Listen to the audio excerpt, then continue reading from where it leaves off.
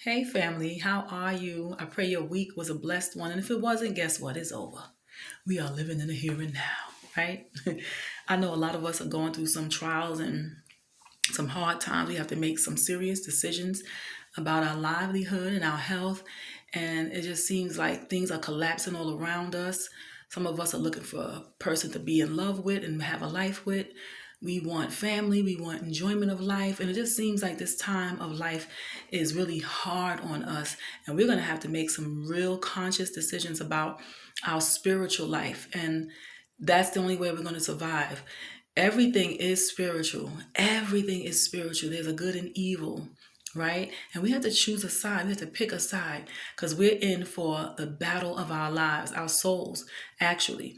There's so much going on. And I mean, you don't have to uh, be a rocket science to see it. It's so obvious. It's becoming very obvious. Like everywhere you go, everything you do, you're seeing that things are changing. From the time that I was a little girl, the 80s were like the best time in my life. I wasn't a little girl, I was a teenager at that time, but those were like the heydays of life for me. That's the best era for me, and things were simple. Life was really simple. There were things going on. There was the AIDS epidemic, the crack epidemic. There was a lot of things going on that at that time I was really oblivious to. I knew these things were happening, but I didn't see the deepness of it. I didn't realize the spiritual aspect of it. That as a people, we were crushed down and broken. I didn't pay attention to none of that stuff like that. That was my world, so I thought that was the world at large, and it is for most for a lot in a large degree. A lot of people are on drugs. It's not just our people, but that's all I saw in my community. I saw my people, and so that's what I viewed my people going through. And as time goes on, things are getting worse. There are new drugs being put out. There are new sicknesses. There always is always something. But at that time, the government had us feeling as though we were free to do what we want. Not as far as the sin part. Yeah, this government is about the sin part. But I'm just saying we were free. Our liberties weren't um, taken away from us at that time. We could travel, we could choose a job, we could feel secure. They made us feel secure choosing our jobs, traveling, vacationing, going where you want, when you want. There was no curfew. You can hang out and do whatever you want. Times are changing, family. Times are changing. It's getting ready to get real. All the liberties that we had before and we probably took for granted, they're being taken away from us.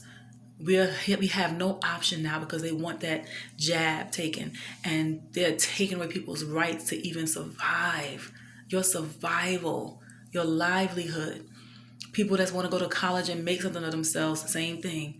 They're taking charge of every aspect of your life. Don't go see family members because you're going to make them sick. You have people in a nursing home, you can't not visit them. They are separating us and dividing us in our thought process as far as the situation is concerned to jab or not to jab, to mask or not to mask. We are being separated. We are being split down the middle, and they have us at war with one another. And this is what the enemy does. In war, this is what the enemy does. They're going to separate the people on the same side. We are the same. We're all having the same experiences and the same struggles, but we don't see that. And what Satan does is blind us to that and makes us feel like my way is the right way, your way is the wrong way, and now you're my enemy. So that's the way he takes over. He divides and conquers. And this is what's going on. And it's really sad. And people are frantic and making decisions because of survival instincts, the survival instinct. But our spirituality is not being fed. Because if it was, we would know what decision we would make. And I'm not here to blame or knock anybody. I can't judge anybody. My walk is my walk and your walk is your walk. But it's just scary to me because people are being pushed into doing something that they don't even want to do. There are people who do not desire to even take it, but they felt their hand was forced because every 4 weeks, bills, every 4 weeks without fail. and the fear of losing what you have. And if you have a family to take care of, you're being pushed to do these things. And I'm so saddened by it. I'm going to be honest with you all. I'm going to tell you, I'm saddened by it. Putting something foreign in your body, in your bloodstream, that is not healthy. I don't care what anybody says. And they did it to us all with the vaccines when we were little and stuff like that.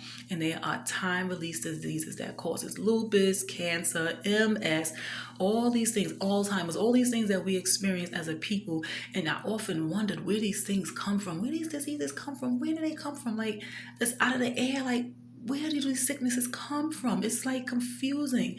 But as I got older and I learned, and I'm learning under this guy, his name is Elder, I'm calling him a guy. He's not a typical guy at all. He's a man of God.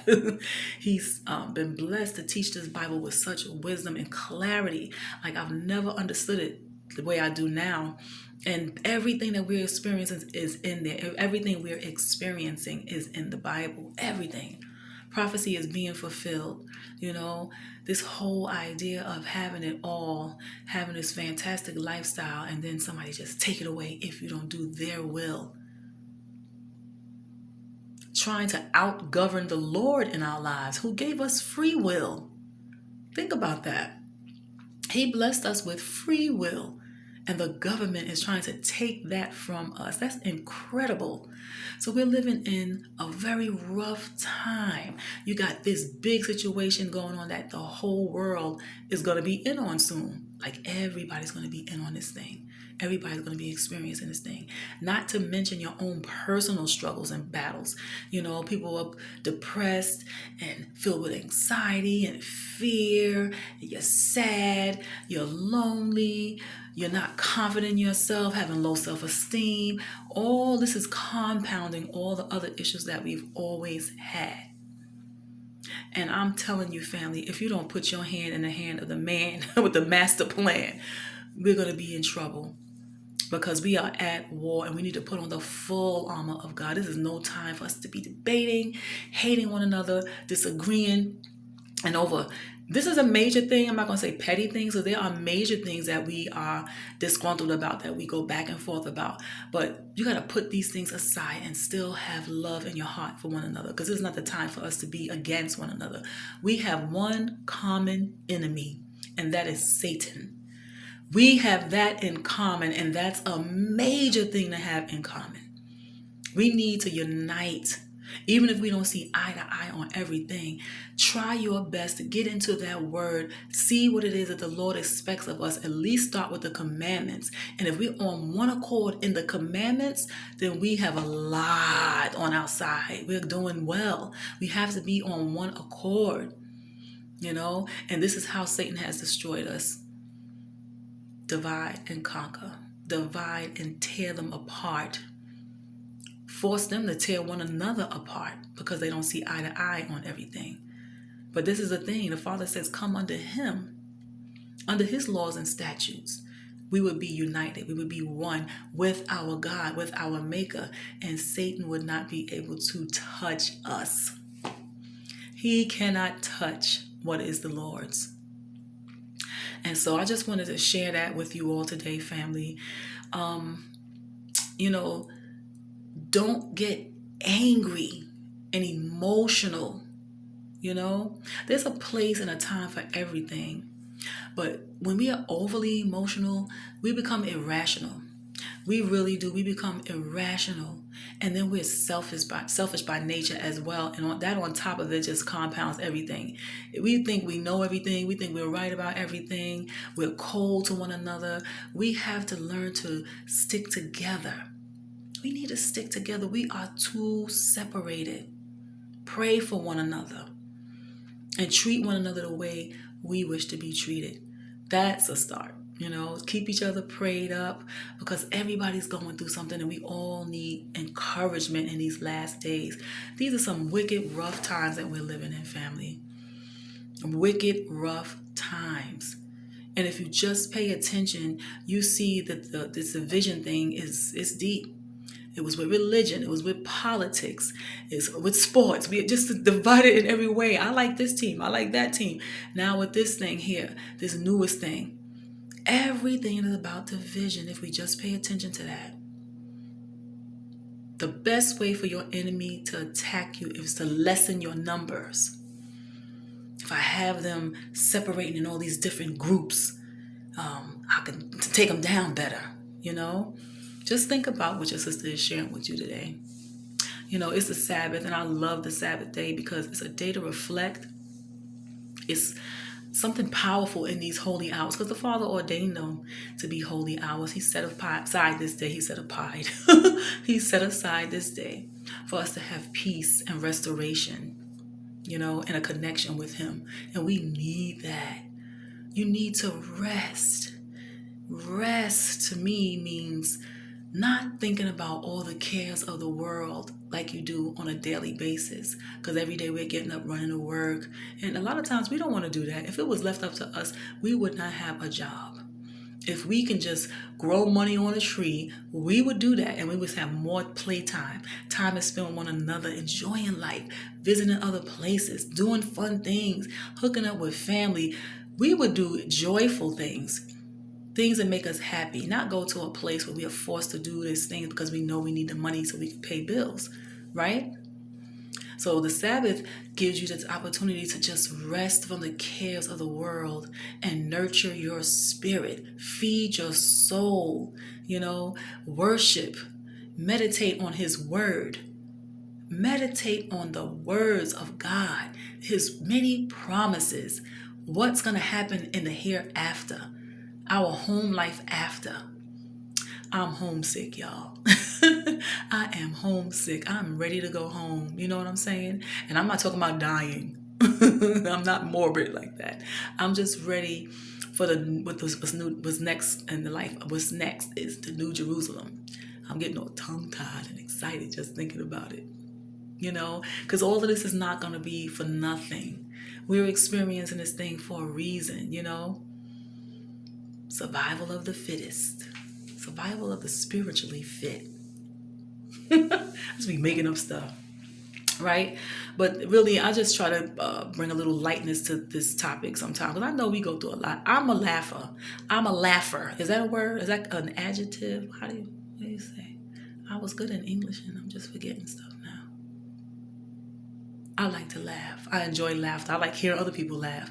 That's what keeps me sane, y'all. Everybody has a gift. I believe God blessed us all with a gift to help us maintain. And laughter is mine. I love to laugh. It releases tension.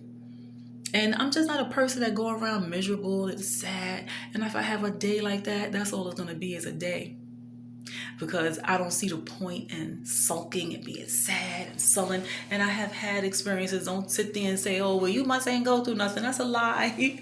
I've been on this earth for a bit. And I have experienced a lot of pain, a lot of anguish. But listen, I mean, life is what you make it. It's what you want out of it. You get what you want out of life. You know, you have to decide that for yourself. Nobody else can do that for you. And for me, I enjoy laughter. I enjoy good times. I enjoy talking to people. And love hugging, kissing. I love all of that. I love affection. You know, I love my family. I love my friends. I love everybody. That's how God blessed me, to love. I won my hearts today. Ain't that something? I just realized that. That's what I'm filled with, love. And I don't want, you know, my stance in a certain area to make people think that I don't care for them or that I don't love them or that I think I'm better than. It's not about that. We all have our opinions, but then there's the truth of God. And there's the things He wants us to do, He told us to do. And if we're going outside of that, then I can't agree with anybody when it's going against our Father. And it doesn't mean I hate you or think less of you. I love my people. Genuinely love my people. Genuinely love my people. You know, I just want what's best for us. I really do. And I just see through spiritual eyes now, and it doesn't look good. It doesn't look good, man. It's ugly. It's ugly that I see amongst us. I just want to encourage us to just do better. Seek the face of the Lord. Pray. Connect with Him. Ask Him what to do. He will show you. Ask and ye shall receive. It ain't about things. It ain't about material things. It ain't about money. It ain't about status. It ain't about none of that foolishness. When he says ask and ye shall receive, he's not talking about foolish worldly things. He's talking about wisdom, spiritual things, peace, joy. These things are the things of God. These things make our lives worth living. Things can be taken away from us at a blink of an eye, but it's deeper. Ask and ye shall receive. You want peace? Ask him for it. You want joy? Ask him for it. You want contentment? Ask him for it. You want to be closer to him? Ask him for it. You want to know where he wants you to go, what he wants you to do? Ask him. That's what he is there for. He is our Father. Family, be blessed. Be blessed. Count your blessings.